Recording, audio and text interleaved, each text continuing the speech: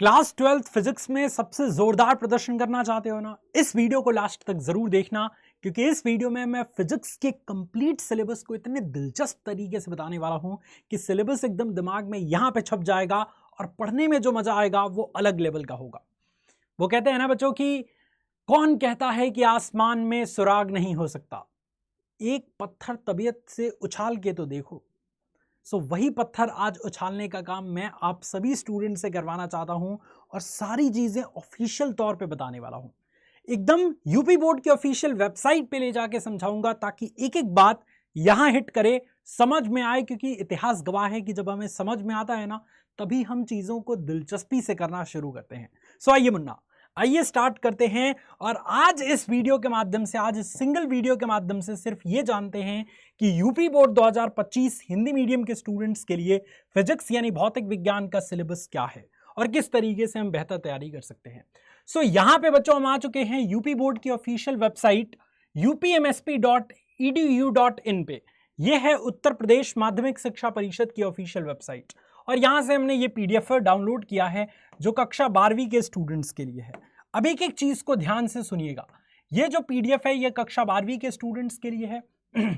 Physics का जो total paper है वो आपका 100 नंबर का होगा, लेकिन अब इस पूरे 100 नंबर के पूर्णांक में 70 नंबर जो होता है वो थ्योरी एग्जाम के लिए होता है, यानी थ्योरेटिकल एग्जाम के लिए होता है, और जो आपका 30 नंबर होता है वो प्रैक्टिकल एग्जाम के लिए होता है, यानी इंटरनल एग्जाम के लिए होता है। ठीक है, ये 30 नंबर के लिए आपको प्रोजेक्ट बनाना पड़ेगा, वाइवा में अच्छे से आंसर करना पड़ेगा, तो आपको कॉलेज की तरफ से 30 नंबर दे दिया जाएगा। और ये 70 नंबर के लिए आपको पूरे साल अपना सिलेबस पढ़ना पड़ेगा, जो अभी बताने वाला हूं। सारे के सारे चैप्टर्स को कवर करना पड़ेगा और एग्जाम में अच्छा लिख के आना पड़ेगा, तब ये 70 नंबर मिलेगा। तो टोटल 70 + 30 100 नंबर के पूर्णांक का पेपर आपका हो जाता है। अच्छा, अब इस पूरे के पूरे प्रश्न पत्र से 33 मार्क्स आपको लाने पड़ेंगे और 33 मार्क्स न्यूनतम मार्क्स है। जिस न्यूनतम निर्धारित मार्क्स अगर आप लाते हैं तो आप पास कहे जाएंगे। 33 से कम नंबर आता है जैसे 30 या 28 तो आप उस सब्जेक्ट में फेल माने जाएंगे, यानी कि 100 में से 33 नंबर आपको लाने पड़ेंगे। अब बात करते हैं चैप्टर्स की। तो देखिए, 2 बुक्स आपको पढ़ने हैं। पहले अलग अलग बुक्स होते थे, अब तो एक ही में मान के चलते हैं, एक ही पेपर होता है।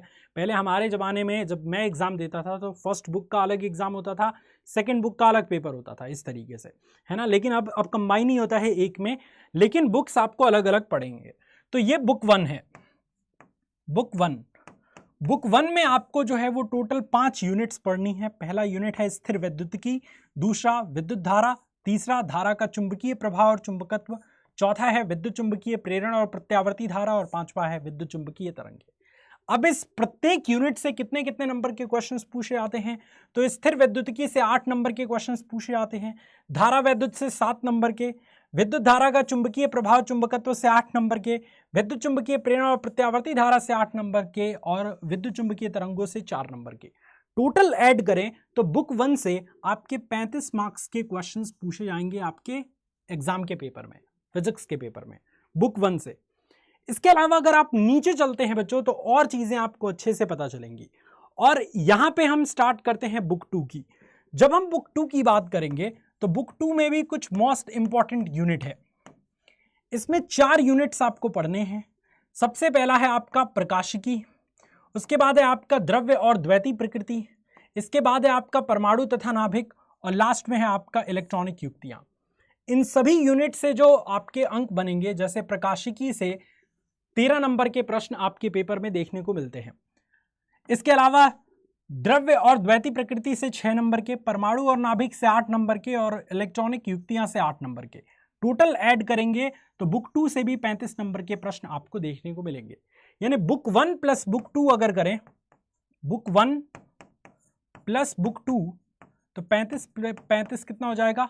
70 नंबर का टोटल आपका थ्योरेटिकल एग्जाम यानी सैद्धांतिक परीक्षा आपकी हो जाएगी। और यही पूरा का पूरा आपका पैटर्न है आपके एग्जाम के लिए। अब जाहिर सी बात है कि ये जो मैंने बताया ये चैप्टर्स नहीं है बेटा, ये है यूनिट्स। जैसे आपके अगर नॉर्मल बुक में देखेंगे तो ये जो स्थिर वैद्युतिकी है इसमें 2 चैप्टर्स हैं छोटे छोटे। पहला चैप्टर है वैद्युत आवेश तथा क्षेत्र, वैद्युत आवेश तथा क्षेत्र, और दूसरा चैप्टर स्थिर वैद्युतिकी यूनिट में ही है, विद्युत फ्लक्स तथा गॉस का प्रमेय। विद्युत फ्लक्स तथा गॉस का प्रमेय, गॉस का प्रमेय। इस तरीके से किसी भी यूनिट को, जो बहुत बड़ा बड़ा यूनिट है, उसको छोटा छोटा करने के लिए 2-3 चैप्टर एक यूनिट में एडजस्ट किया गया। जैसे धारा विद्युत के अंतर्गत भी 2 चैप्टर हैं, पहला ओम का नियम तथा विद्युत चालन, और दूसरा है आपका विद्युत सेल, किरचॉफ का नियम तथा व्हीटस्टोन परिपथ। इस तरीके से आपका पूरा इन 2 यूनिट्स के माध्यम से विद्युत वाला पूरा चैप्टर खत्म होता है, और इन 2 यूनिट्स के माध्यम से चुंबक पूरा खत्म होता है, और ये विद्युत चुंबकीय तरंगे लास्ट में है। इसी तरीके से अगर हम बुक 2 की बात करें तो प्रकाशिकी, अब प्रकाशिकी में दोनों आ जाएगा, किरण प्रकाशिकी भी और तरंग प्रकाशिकी भी। किरण प्रकाशिकी में छोटे छोटे 3-4 चैप्टर्स मिलेंगे, और तरंग प्रकाशिकी में भी छोटे छोटे 3-4 चैप्टर्स मिलेंगे, जैसे प्रकाश का व्यतिकरण, विवर्तन, ध्रुवण।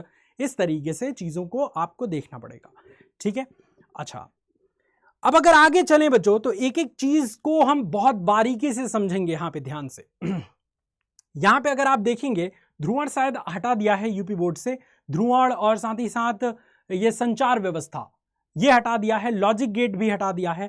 तो नीचे की तरफ आएंगे ना, तो प्रत्येक यूनिट में जो आपको पढ़ना है, जो टॉपिक्स, जैसे स्थिर वैद्युतिकी में सबसे पहला टॉपिक विद्युत आवेश पढ़ना है, आवेश का संरक्षण, कूलाम का नियम, 2 बिंदु आवेशों के बीच बल, बहुत आवेशों के बीच बल, अध्यारोपण का सिद्धांत, सतत आवेश वितरण। इसी तरीके से संविभव पृष्ठ से लेके पूरी की पूरी कहानी यहाँ पे स्थिर वैद्युतिकी में इतना पढ़ना है, द्विध्रुव से लेके हर एक चीज, उसके अनुप्रयोग, धारिता वगैरह सब। और यहाँ पे जो आपका इकाई 2 है, इसके माध्यम से इतने टॉपिक्स पढ़ने हैं, वीडियो को पॉज करके आप पूरे के पूरे टॉपिक्स को पढ़ सकते हैं। चुंबक वाले चैप्टर से इतने टॉपिक्स पढ़ने हैं, पूरा का पूरा आप यहाँ पे देख सकते हैं। विद्युत चुंबकीय प्रेरण और प्रत्यावर्ती धारा से और विद्युत चुंबकीय तरंगों से इतने टॉपिक्स को आपको पढ़ने हैं, इंक्लूडेड ट्रांसफार्मर, एसी जनरेटर, सारी की सारी चीजें, फैराडे का नियम, सब। अब अगर हम खंड ख यानी कि बुक 2 के बारे में बात करेंगे, तो प्रकाशिकी से पूरा का पूरा इतनी चीजें आपको पढ़नी है, जिसमें प्रिज्म से लेके, प्रकाशिक यंत्र से लेके, गोलीय पृष्ठों पर प्रकाश का अपवर्तन का सूत्र, लेंस मेकर सूत्र, आवर्धन, ये सब पढ़ना है, ठीक है। इसके अलावा अगर द्वैती प्रकृति के बारे में बात करें, तो किरण यहाँ पे आप देख सकते हैं, हाँ, यहाँ पे हाइगेंस का सिद्धांत आपको पढ़ना है, प्रकाश का व्यतिकरण पढ़ना है, ठीक है, विवर्तन पढ़ना है, ठीक है, समतल ध्रुवित प्रकाश यानी ध्रुवण भी पढ़ना है। देखिए इस बार ऐड कर दिया है, प्रकाश का ध्रुवण भी पढ़ना है।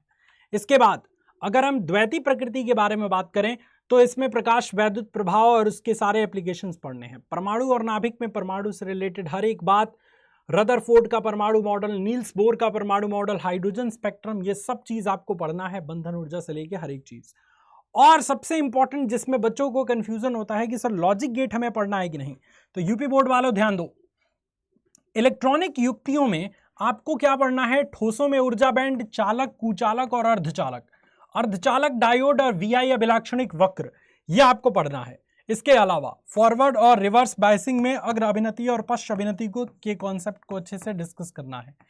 डायोड दिष्टकारी के रूप में यानी रेक्टिफायर के रूप में हम डायोड का कैसे यूज करते हैं, इतना पढ़ना है। इसके अलावा नहीं पढ़ना है। ट्रांजिस्टर आपको यूपी बोर्ड में नहीं पढ़ना है। इसके अलावा लॉजिक गेट आपको यूपी बोर्ड में नहीं पढ़ना है, हटा दिया है 2025 के सिलेबस के अकॉर्डिंग। और साथ ही साथ संचार व्यवस्था भी नहीं पढ़ना है, जो कि पहले पढ़ना पड़ता था। तो ये है पूरा का पूरा भौतिक विज्ञान का पूरा कॉन्सेप्ट और पूरा सिलेबस, जो मैंने एकदम ऑफिशियल वेबसाइट पर आके डिटेल में आपको बताया।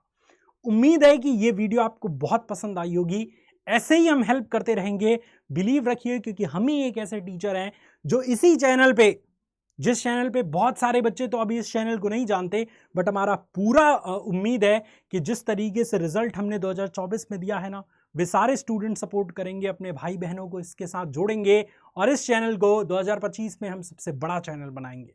क्योंकि जब कोई बच्चा नहीं था, जब 10-12 बच्चे पढ़ रहे थे, तो उन्हीं 10-12 बच्चों में हमने बहुत सारे ऐसे बच्चे निकाले हैं जो 99 नंबर लाए हैं फिजिक्स में।